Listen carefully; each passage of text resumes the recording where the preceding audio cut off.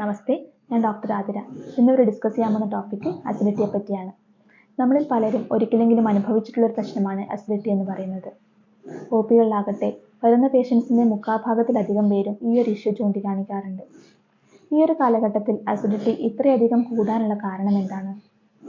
നമ്മുടെ തിരക്ക് പിടിച്ച ഓട്ടപ്പാച്ചിലിൽ പലർക്കും സമയത്തിന് ആഹാരം കഴിക്കാൻ സാധിക്കാറില്ല.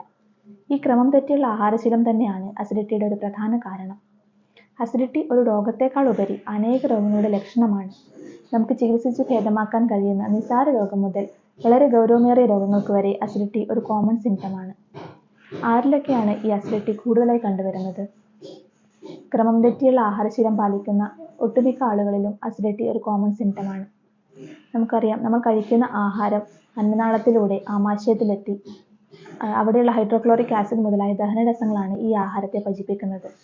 എന്നാൽ നമ്മൾ കഴിക്കുന്ന ആഹാരത്തിൻ്റെ അളവ് കുറയുകയാണെങ്കിലോ അല്ലെങ്കിൽ ഉൽപ്പാദിപ്പിക്കപ്പെടുന്ന ആഹാരരസത്തിൻ്റെ തോത് കൂടുതലാണെങ്കിലോ ഈ ഒരു സിംറ്റം സാധാരണയായി കണ്ടുവരാറുണ്ട്.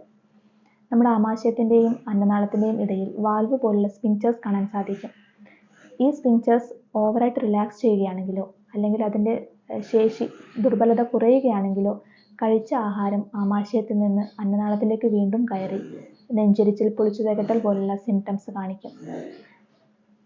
ആരിലൊക്കെയാണ് കൂടുതലായി കണ്ടുവരുന്നത്? ഒന്ന് പറഞ്ഞു, ക്രമം തെറ്റിയുള്ള ആഹാരശീലം പാലിക്കുന്നവരിൽ ഇത് കോമൺ സിംറ്റമാണ്. രണ്ടാമതായി, അമിതമായ മരുന്നുകളുടെ ഉപയോഗം.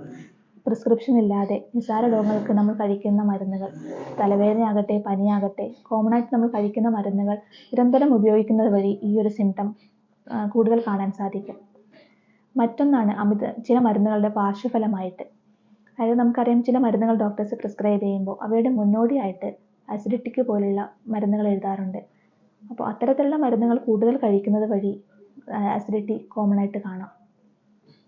ഉറക്കക്കുറവ്, അമിതമായ സമ്മർദ്ദം, ഉത്കണ്ഠ എന്നിവ ഉള്ളവരിലും അസിഡിറ്റി ഒരു കോമൺ സിംറ്റമാണ്. നിരന്തരം നോൺ വെജ് ആഹാരങ്ങൾ ശീലിക്കുന്നവരിൽ, എണ്ണയിൽ വറുത്ത് പൊരിച്ച് കഴിക്കുന്നവരിൽ, ധാരാളം കൊഴുപ്പടങ്ങിയ ആഹാരം കഴിക്കുന്നവരിലും അസിഡിറ്റി കോമൺ ആയിട്ട് കാണാം. മറ്റൊരു വിഭാഗക്കാരാണ് ഗർഭിണികൾ. നമുക്കറിയാം, ഗർഭിണിയായ സമയത്ത് ദഹനപ്രക്രിയ വളരെ പതുക്കെ നടക്കുകയുള്ളൂ. അപ്പോൾ ആഹാരരസം ഒത്തിരി സമയം ആമാശയത്തിൽ കെട്ടിക്കിടക്കേണ്ട ഒരു അവസ്ഥയുണ്ടാകും. ഈ ഒരു സമയത്തും അസിഡിറ്റി നമുക്ക് കാണാൻ സാധിക്കും.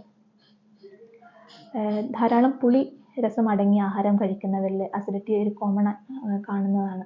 അതായത് പുളി രസം അടങ്ങിയിട്ടുള്ള ഭക്ഷണ പദാർത്ഥങ്ങൾ, തക്കാളി, വെളുത്തുള്ളി, ഉള്ളി, പുളിരസം അടങ്ങിയുള്ള കറികൾ, പുളിരസമുള്ള പഴങ്ങൾ, ഇവ നിരന്തരം ഉപയോഗിക്കുകയാണെങ്കിലും ആഹാരരസം ഒത്തിരി അധികമായി ഉണ്ടാവുകയും ഇത് അസിഡിറ്റിക്ക് കാരണമാവുകയും ചെയ്യും. മറ്റൊരു കാരണമാണ് കഫീൻ അടങ്ങിയ പാനീയങ്ങൾ കുടിക്കുന്നത്. ചായ, കാപ്പി മുതലായ പാനീയങ്ങൾ, ചോക്ലേറ്റ് നിരന്തരം ഉപയോഗിക്കുക. ഇത്തരക്കാരിലും അസിഡിറ്റി കോമൺ സിംറ്റമാണ്. ഈ അസിഡിറ്റി ഉള്ളവർ കാണിക്കുന്ന അല്ലെങ്കിൽ പറയുന്ന ലക്ഷണങ്ങൾ എന്തൊക്കെയാണെന്ന് നമുക്ക് നോക്കാം. ഒ പിയിലിരിക്കുമ്പോഴായാലും അസിഡിറ്റി എന്ന് പറഞ്ഞിട്ടായിരിക്കില്ല നേരിട്ട് വരിക. ചിലപ്പോൾ നെഞ്ചിരിച്ചിൽ, പൊളിച്ചു തകട്ടൽ, ഗ്യാസിൻ്റെ ബുദ്ധിമുട്ട്, അടിവയറ് വേദന, വയറുവീർപ്പ്, ദഹനക്കേട്, മലബന്ധം, ഉറക്കക്കുറവ് എന്നിവയായിരിക്കാം. ഛർദി, ഓക്കാനം, മനം പുരട്ടൽ, ഇത്തരത്തിലുള്ള ലക്ഷണങ്ങളായിരിക്കാം പേഷ്യൻസ് പറയുന്നുണ്ടാവുക. എന്നാൽ ഇതിൻ്റെയൊക്കെ അടിസ്ഥാനം അസിഡിറ്റി തന്നെയാണ്. ചിലപ്പോൾ അവർ ഒരു നേരത്തെ ആഹാരം സ്കിപ്പ് ചെയ്തുകൊണ്ടാകാം ഈ ഒരു സിംറ്റം കാണിക്കുന്നത്. അല്ലെങ്കിൽ ഭക്ഷണങ്ങൾ തമ്മിലുള്ള ഇടവേളകൾ അധികമായതുകൊണ്ടും ഈ ഒരു സിംറ്റം കാണാൻ സാധിക്കും. ഇനി ഇത് പരിഹരിക്കാനുള്ള മാർഗങ്ങൾ എന്തൊക്കെയാണെന്ന് നമുക്ക് നോക്കാം. ക്രമം തെറ്റിയുള്ള ആഹാരശീലം തന്നെയാണ് അസിഡിറ്റി ഉണ്ടാവാനുള്ള ഒരു പ്രധാന കാരണം.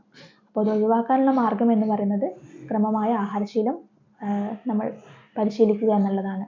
അതായത് സമയത്ത് ആഹാരം കഴിക്കുക, ആഹാരങ്ങൾ തമ്മിലുള്ള ഇടവേളകൾ ക്രമീകരിക്കുക, ഒരു 5 to 6 മണിക്കൂറായി അതിനെ കുറച്ച് കൊണ്ടുവരാൻ നോക്കുക. ധാരാളം വെള്ളം കുടിക്കുക. നമുക്കറിയാം, വെള്ളം നമ്മുടെ ശരീരത്തിലെ ഓരോ സെല്ലിനെയും ക്ലീൻ ചെയ്യാൻ സഹായിക്കും. ധാരാളം വെള്ളം കുടിക്കുക. ഉറക്കം, മതിയായ ഉറക്കം നമ്മൾ ശീലിക്കുക. ഒരു 7 to 8 മണിക്കൂറെങ്കിലും ഉറങ്ങുക. ആഹാരം ചവച്ചരച്ച് കഴിക്കുക. ചവച്ചരച്ച് കഴിക്കുന്നത് വഴി ആഹാരരസം ആവശ്യമായ തോതിൽ മാത്രമേ ഉപയോഗിക്കുകയുള്ളൂ. അപ്പോൾ ഈ ഒരു ശീലം നമ്മൾ ശീലിക്കുകയാണെങ്കിലും അസിഡിറ്റി നമുക്ക് ഒഴിവാക്കാൻ സാധിക്കും. അപ്പോൾ അസിഡിറ്റി വരികയാണെങ്കിൽ അല്ലെങ്കിൽ ഈ ഒരു ലക്ഷണങ്ങൾ നമുക്ക് കാണിക്കുകയാണെങ്കിൽ പോലും ചെറിയൊരു മരുന്ന് കഴിച്ച് അതിന് താൽക്കാലിക ശമനം ഉണ്ടാക്കാതെ എന്താണോ അതിനുള്ള മൂല കാരണം അത് കണ്ടെത്തി അത് ചികിത്സിക്കാൻ നോക്കുക. അങ്ങനെയാണെങ്കിൽ അസിഡിറ്റി നമുക്ക് പൂർണ്ണമായും ഒഴിവാക്കാൻ സാധിക്കും. നമസ്തേ.